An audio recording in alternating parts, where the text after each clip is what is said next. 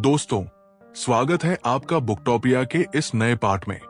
पिछले पार्ट में हमने ऑल मार्केटर्स और लायर्स के पहले 5 चैप्टर्स कवर किए थे, जहां हमने जाना कि मार्केटिंग सिर्फ बेचने का नाम नहीं है, बल्कि ये कहानी कहने की एक कला है। वो कहानियां जो लोगों के दिल को छू जाती है, उनके नजरिए से मेल खाती है और उन्हें किसी ब्रांड से जोड़ देती है।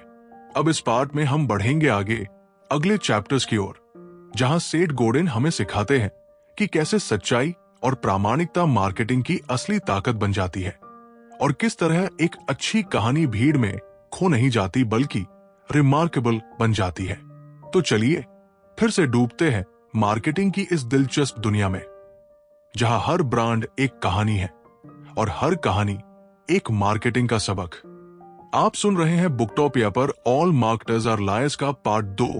चलिए शुरू करते हैं। Chapter 6, great marketers tell stories we believe. दोस्तों, अब बात करते हैं इस महत्वपूर्ण चैप्टर की, जहां सेठ गोडेन हमें सिखाते हैं कि अच्छे मार्केटर्स वे होते हैं जो ऐसी कहानियां सुनाते हैं जिन पर हम विश्वास करते हैं। हाँ, वो कहानियां जो हमें अपनाने के लिए मजबूर कर दे। मार्केटिंग सिर्फ कोई जानकारी देना या प्रोडक्ट बेच देना नहीं है। असली ताकत उससे जुड़ी हुई कहानी में छुपी होती है।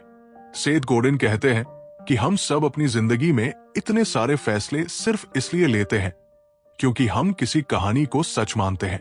तो ये कहानी जितनी सच्ची और भरोसेमंद होगी, हमारी उसमें आस्था उतनी ही ज्यादा होगी। लेकिन कहानी सुनाना आसान नहीं है। एक अच्छी कहानी वही होती है जो हमारी सोच और विश्वास से मेल खाती हो, यानी हमारी वर्ल्ड व्यू को सपोर्ट करती हो। जब कोई मार्केटर हमारी सोच के अनुसार कहानी बताता है तो हम उसे सच मानते हैं। फर्क सिर्फ इतना है कि ये कहानी हमेशा पूरी तरह से सच नहीं होती, लेकिन हमें वो सच लगती है। इसलिए सेठ गोडेन मार्केटर्स को सलाह देते हैं कि वे वो कहानी बताएं जो सुनने वालों की उम्मीदों, जरूरतों और उनके नजरिए से मेल खाती हो। इससे कनेक्शन पैदा होता है। एक और खास बात होती है कि अच्छी कहानियां लोगों के दिल को छू जाती है। वो सिर्फ दिमाग से नहीं बल्कि भावनाओं से जुड़ी होती है। वो हमें वो अनुभव देती है जिसकी हम तलाश में होते हैं, चाहे वो आराम हो, सफलता हो, स्वीकृति हो या खुशी। सेठ गोडेन कहते हैं कि जो कहानी आप सुनाते हैं वो आपकी प्रामाणिकता पर खड़ी होनी चाहिए। अगर आप झूठ बोलेंगे तो जल्द ही पकड़े जाएंगे और आपकी ब्रांड की इमेज खराब हो जाएगी। इसलिए एक असरदार मार्केटर वही है जो लोगों की कहानियों को समझता है और उसी की भाषा में, उसी के भाव से एक दिल छू लेने वाली कहानी सुनाता है। ऐसी कहानी जो हम सभी मान सके और दूसरों से भी बांट सके। तो इस चैप्टर का सार यही है, महान मार्केटर्स वे हैं जो हमें ऐसी कहानी सुनाते हैं जिन्हें हम सच मानते हैं और यही सच्चाई उनमें विश्वास पैदा करती है। Chapter 7, examples, stories framed around world views. दोस्तों, इस चैप्टर में सेठ गोडेन हमें समझाते हैं कि जो सबसे बढ़िया मार्केटर्स होते हैं वे अपनी कहानियां इस तरह से बनाते हैं कि वे लोगों के पहले से मौजूद नजरिए या सोच, वर्ल्ड व्यू के साथ पूरी तरह मेल खाती है। यही वजह है कि उनकी कहानी लोगों के दिल दिमाग में आसानी से उतर जाती है। अब समझिए ये वर्ल्ड व्यू क्या होती है। ये हमारे सोचने का तरीका, हमारे विश्वास, हमारे मूल्य होते हैं जिनके मुताबिक हम दुनिया को देखते हैं। हर व्यक्ति का अपना अलग वर्ल्ड व्यू होता है और उसी के हिसाब से वो चीजों को पसंद या नापसंद करता है।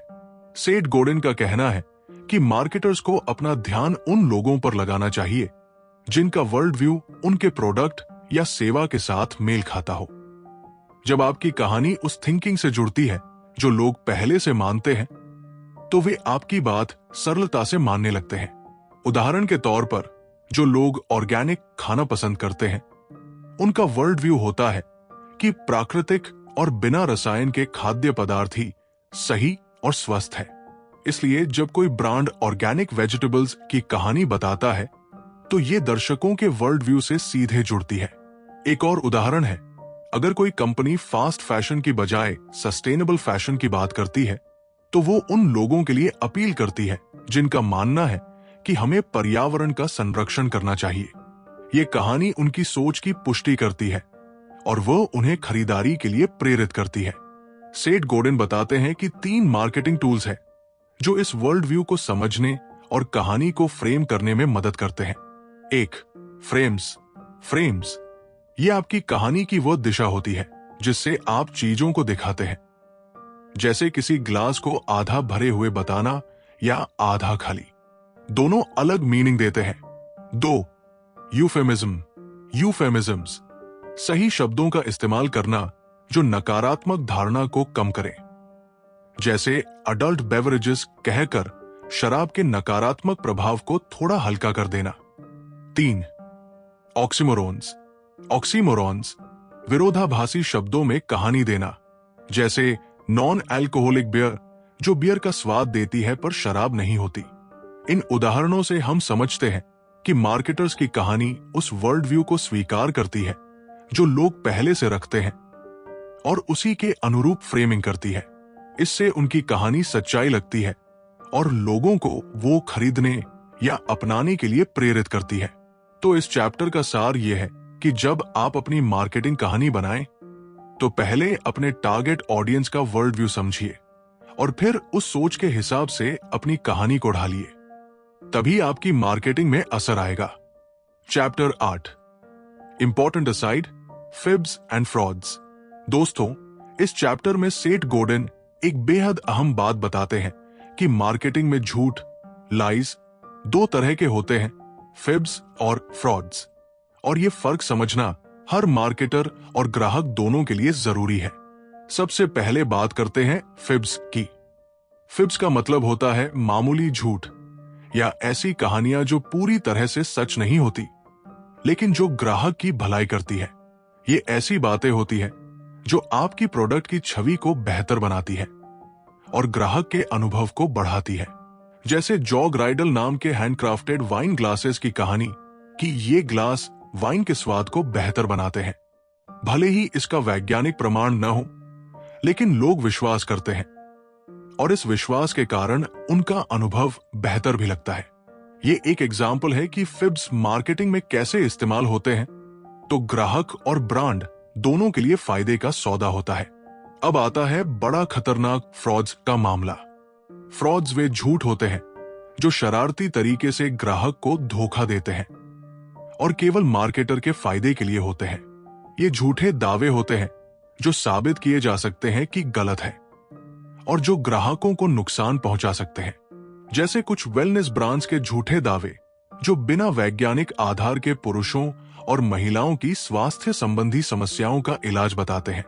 सेठ गोर्डन कहते हैं कि फिब्स में थोड़ा सच झुकाया जाता है और वो ग्राहक को नुकसान नहीं पहुंचाते, जबकि फ्रॉड्स में पूरा झूठ होता है और वो ग्राहक का विश्वास तोड़ते हैं। फ्रॉड का सबसे बड़ा नतीजा होता है ग्राहक का ब्रांड से विश्वास खत्म हो जाना और कानूनी अंजाम तक पहुंचना।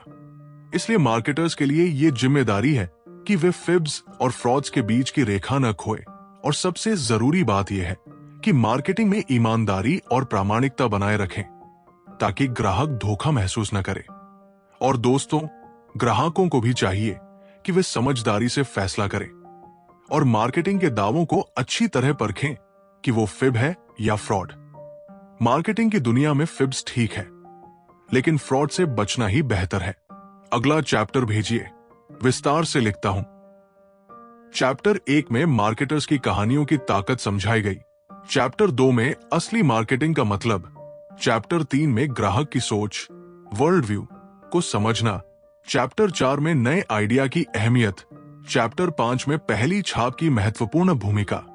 चैप्टर 6 में वो कहानियां जो हमें विश्वास होती है। चैप्टर 7 में वर्ल्ड व्यू के हिसाब से फ्रेम की गई कहानियां। और अब चैप्टर 8 में फिब्स, छुटे हुए सच, और फ्रॉड्स, धोखा के बीच का फर्क समझाया गया। Chapter 9, marketers with authenticity thrive. दोस्तों, इस चैप्टर में सेठ गोर्डन हमें एक बहुत बड़ी सीख देते हैं। मार्केटिंग में असली सफलता उन्हीं मार्केटर्स को मिलती है जो सच के साथ खुद को पेश करते हैं, यानी जो असली और प्रामाणिक होते हैं। जब आप मार्केटिंग करते हैं तो आपके ब्रांड के लिए सबसे जरूरी होता है विश्वास का निर्माण। सेठ गोडिन कहते हैं कि एक ब्रांड सिर्फ एक लोगो या नाम से ज्यादा होता है, वो एक वादा होता है जो आप अपने ग्राहकों से करते हैं, और उससे भी जरूरी यह है कि आप उस वादे को पूरा करें। असली और कंसिस्टेंट यानी स्थायी प्रामाणिकता से ही एक ब्रांड लोगों के बीच टिकता है। अगर किसी ब्रांड ने जो कहा और जो किया उसमें फर्क निकला, तो लोग जल्दी उस ब्रांड से नाकारा हो जाते हैं। इसलिए कंसिस्टेंसी यानी पूरे सफर में एक जैसे व्यवहार और कहानी सुनाना बहुत आवश्यक है। सेठ गोडिन लोग कई बार मार्केटिंग भाषा में दिखावा करते हैं, पर यह सब सही नहीं है। असली मार्केटिंग वो होती है जिसमें जो कहानी सुनाई जाए वो जेन्युइन महसूस हो और ब्रांड वास्तव में वो कहानियां जी रहा हो। उन्होंने कहा है कि लोग झूठ या नकली कहानी को तुरंत पकड़ लेते हैं। उनकी बीएस डिटेक्टर यानी झूठ पकड़ने की क्षमता काफी तेज होती है। इसलिए अगर आपकी कहानी में ऑथेंटिसिटी नहीं होगी तो आपकी मार्केटिंग जल्दी असफल हो जाएगी। एक ऑथेंटिक मार्केटर वो होता है जो खुद की कहानी को पूरी ईमानदारी से जीता और महसूस करता हो। वो वही कहानी अपनी ऑडियंस से बांटता है जिसमें वो सचमुच यकीन करता हो और जो उनके दिल तक पहुंचती हो। ब्रांडिंग के लिए यह सबसे बड़ा हथियार है कि आप भरोसेमंद बने, वादे निभाएं और लगातार वही व्यवहार दिखाएं जो आपने प्रॉमिस किया है। यही कंसिस्टेंसी आपकी कहानी को और भी मजबूत बना देती है। सेठ गोडिन एकदम साफ कहते हैं, बी ऑथेंटिक एंड कंसिस्टेंट। यही तरीका है मार्केटिंग में टिके रहने का। तो दोस्त, याद रखिए, झूठ से मिलती सफलता अल्पकालिक होती है, पर प्रामाणिकता आपके ब्रांड की लंबी दौड़ है। Chapter 10, competing in the lying world. दोस्तों, इस चैप्टर में सेठ गोडिन हमें उस चुनौतीपूर्ण दुनिया की सच्चाई समझाते हैं जहां हर कोई दुर्भाग्य से थोड़ा बहुत झूठ जरूर बोलता है या कहानियां थोड़ी ज्यादा रंगीन बना देता है। ये वो दुनिया है जहां मार्केटर्स को अपने प्रोडक्ट या सर्विस के लिए इतने सारे झूठ और कहानियां सुनानी पड़ती है कि असली और नकली का फर्क समझना मुश्किल हो जाता है।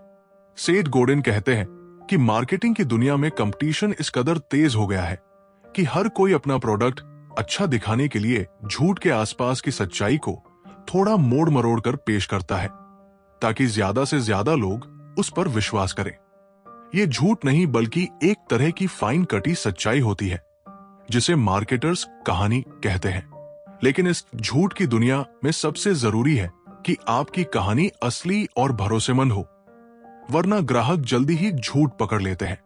सेठ गोडिन कहते हैं कि आप अगर झूठ बोले बिना भी अपनी कहानी सच्चाई के करीब और विश्वास योग्य बना सकें तो आप इस प्रतियोगिता में टिक सकते हैं। यहां बड़ा सवाल यह है कि आप इस झूठ की भीड़ में कैसे टिके रहेंगे। जवाब है अपनी कहानी की सच्चाई और प्रामाणिकता में। जो मार्केटर्स अपने ग्राहकों से ईमानदार रहते हैं और जो केवल उस कहानी को कहते हैं जिसे वे खुद जीते और मानते हैं, वही लंबी दौड़ के विजेता होते हैं। सेठ गोडिन एक डोंगन गैंग के उदाहरण देते हैं जो मार्केटिंग की इस दुनिया में अलग अलग तरह की रणनीतियां अपनाते हैं। कुछ सीधे और सच बोलते हैं, कुछ कहानियों को थोड़ा रंगीन बना देते हैं और कुछ पूरे झूठ पर निर्भर रहते हैं। लंबे समय में केवल वही सफल होते हैं जिनकी कहानी सच और भरोसेमंद होती है। तो इस चैप्टर में हमने सीखा कि मार्केटिंग की आज की दुनिया में झूठ भी चलता है, लेकिन सफलता उन्हीं को मिलती है जो अपनी कहानी की सच्चाई और ऑथेंटिसिटी पर टिके रहते हैं। झूठ बोलकर आप थोड़ी जल्दी सफल हो सकते हैं, लेकिन दीर्घकाल में यह असफलता का रास्ता बनता है। इसलिए चाहे जितनी भी झूठ की दुनिया हो, आपकी सबसे बड़ी ताकत आपकी कहानी की सच्चाई और विश्वसनीयता है। दोस्तों, आज के इस एपिसोड में हमने ऑल मार्केटर्स आर लायर्स के चैप्टर 5 से लेकर चैप्टर 10 तक का सफर पूरा किया। इन चैप्टर्स में हमने जाना कि कैसे मार्केटिंग में झूठ और सच्चाई के बीच की पतली रेखा फिब्स एंड फ्रॉड्स से अलग होती है, क्यों ऑथेंटिसिटी यानी असलीपन ही एक ब्रांड की असली ताकत है, और इस लाइंग वर्ल्ड में मार्केटर्स कैसे ईमानदारी के साथ टिके रह सकते हैं। हमने ये भी सीखा कि रिमार्केबल बनना क्यों जरूरी है, क्योंकि आज की दुनिया में सिर्फ मौजूद होना काफी नहीं है, अलग और यादगार होना जरूरी है। तो दोस्तों, आज यहीं तक। बुकटॉपिया पर कल हम लेकर आएंगे इस किताब का आखिरी और सबसे गहन हिस्सा, जहां हम जानेंगे बाकी के चैप्टर्स और सेठ गोर्डन के सबसे जरूरी मार्केटिंग सबक, जो आपकी सोच को पूरी तरह बदल देंगे। अगर आपको बुकटॉपिया की ये ऑडियो बुक सीरीज पसंद आ रही हो तो लाइक, शेयर और सब्सक्राइब करना मत भूलिए। कल फिर मिलेंगे ऑल मार्केटर्स आर लायर्स के आखिरी पार्ट के साथ, सिर्फ बुकटॉपिया पर।